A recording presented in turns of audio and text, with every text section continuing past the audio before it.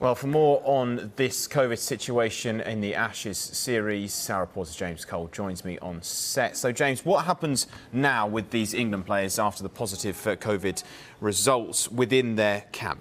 A nervous wait for the PCR results, essentially. They've returned negative lateral flows, but we've seen that before, haven't we? A negative lateral flow followed by a positive PCR. Now, if there's hopefully they get a clean bill of health, first of all. If they do, then they can just carry on as normal. If there are a small number of positive cases, it's also manageable because those players would go into isolation, but now in international cricket you can call up COVID substitutes. So England could replace those players with like-for-like players.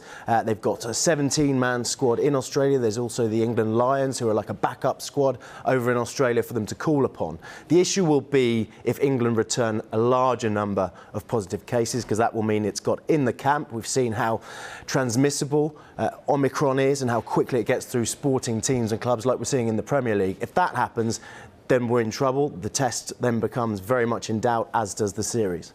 OK, well, what about the rest of the series then, James? Because we've got the added complication as well that there's different isolation rules in Sydney and Tasmania. Yeah, that's the big problem with COVID in Australia. Each state has different regulations.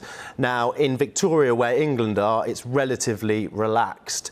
Had this outbreak happened in New South Wales, which is where the 4th test is, or indeed Tasmania, where the 5th test is due to be played, there could have been a problem, because not only would the individuals have to isolate, but their close contacts would have to isolate for 7 days, and you could be seeing a number of players then isolating as close contacts as well, and then the test match wouldn't have been able to go ahead. So there are calls now to move tests 4 and 5 to Victoria. Cricket Australia says no. They say, well, they want to carry on with the schedule, so they're going to head to Sydney and then Tasmania, Hobart.